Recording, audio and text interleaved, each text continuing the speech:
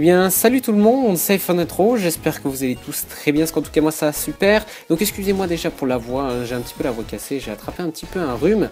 Et donc aujourd'hui on se retrouve, vous aurez sûrement vu dans le titre de la vidéo et surtout sur la vignette également, sur comment jouer à la Nintendo DS sur son iPhone, son iPod Touch 5ème génération, hein, on y en parlera sur la compatibilité juste après, son iPad également.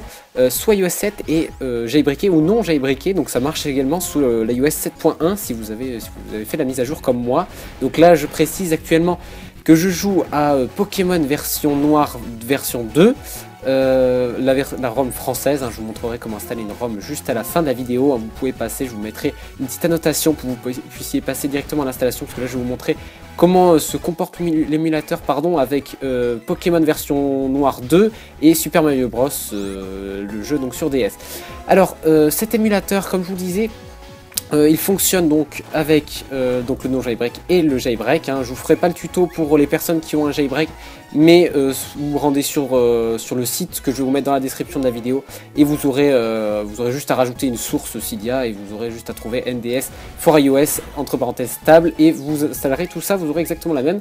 Pour les personnes qui sont non jailbreakées, il faudra se rendre sur un site, changer la date, vous verrez ça à la fin de la vidéo. Alors pour la petite anecdote, donc là je suis sur un iPhone 5S avec l'iOS 7.1 d'installer, donc bien évidemment je ne suis non jailbreaké et donc vous pouvez voir que c'est nickel.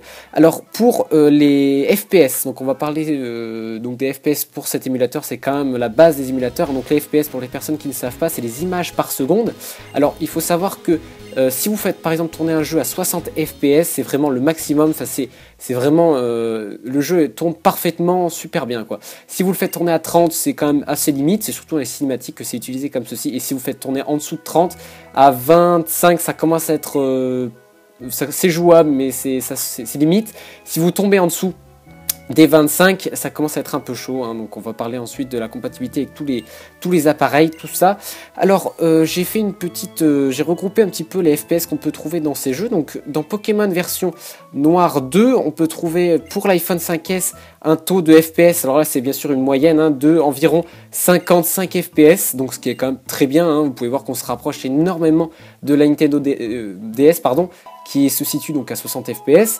On a l'iPhone 5 qui se situe aux alentours de 40 fps sur ce jeu, hein, bien évidemment, hein, je vous donnerai aussi pour Mario Bros, ce qui est quand même vraiment bien, il n'y a rien à dire là-dessus.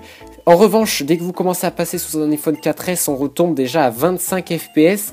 Alors là, ça commence à être limite injouable, hein, vous pouvez essayer, hein, mais voilà. Et alors là, je vous conseille même pas d'essayer sur iPhone 4, ni sur iPod Touch 4G, parce que je ne pense pas du tout que ça va fonctionner bien évidemment, mais ça va être injouable totalement. Je n'ai pas pu récupérer par contre pour les iPod Touch 5ème génération, mais je pense que ça doit se situer aux alentours de l'iPhone 4S, logiquement. Alors là on va passer tout de suite donc à Super Mario Bros, donc sur DS, hein, bien évidemment. Alors là, vous pouvez voir que là je fais tourner le jeu extrêmement bien, hein, sur iPhone 5S, il n'y a aucun souci. En majorité, il faut savoir que si vous avez un iPhone 5S avec cet émulateur, vous faites tourner la quasi-totalité des jeux à 60 fps ou quand je dis 60, c'est-à-dire aux alentours de 60, hein, c'est-à-dire à 55, on voit vraiment pas trop la différence. Voilà, dans les menus par contre ça lag un peu, je crois qu'on descend à 30, 40 environ, mais vous pouvez voir dans la partie c'est vraiment nickel. Alors pareil, j'ai récupéré aussi, donc là par contre c'est sur la cinématique d'intro, donc on peut dire que les cinématiques d'intro sont bloquées à 30 fps, donc vous faites un petit x2 et vous aurez tout de suite le taux de fps en jeu. Alors sur un iPhone 5S on est à 32 fps, donc en jeu ça correspond à 60 fps en gros, hein, vous pouvez le voir ici. Sous un iPhone 5 on est à 28, ce qui correspond à du 40 environ, hein, j'ai fait vraiment une petite moyenne vite fait. 4S on est à 14, donc ça correspond à du 25 fps en jeu, c'est à peine jouable, hein, c'est un peu comme, c'est pareil que Pokémon. Et enfin iPhone 4 on est à 10 fps, c'est pratiquement injouable à ce niveau là, on est à 20 fps. Voilà, je vous le conseille pas trop. Alors, bien évidemment, sur iPad Air, donc tous les appareils qui possèdent la puce A7, vous pouvez y aller les yeux fermés, hein, il n'y aura aucun souci de FPS, vous serez à 60 constant, hein, presque, vous descendrez à 50, vraiment. Là, vous pouvez voir ici dans le menu, c'est un petit peu, ça lag un peu. Donc voilà, donc maintenant on passe à l'installation de cet émulateur. Vous vous rendez sur Safari, vous allez chercher NDS for iOS, vous prenez le premier sur Angelic Twin. vous faites download, vous descendez en dessous, vous allez trouver install for stable via OTA. Là il va falloir être assez rapide, vous allez faire installer, vous allez vous rendre directement dans réglages, vous allez désactiver le réglage automatique, vous allez mettre une date qui se situe avant le 13 juillet 2013, hein, si je dis pas de bêtises, je vous mettrai la date dans la description, je crois que je me suis trompé. Voilà, vous stoppez bien et l'installation va se faire. Si vous avez une erreur, il faut refaire la manipulation, il faut la faire assez vite. Il faut juste que ça soit à l'installation en fait. C'est assez étrange la manipulation, mais je vous mettrai écrit dans la description si vous n'avez pas très bien compris, hein, j'en suis fort désolé.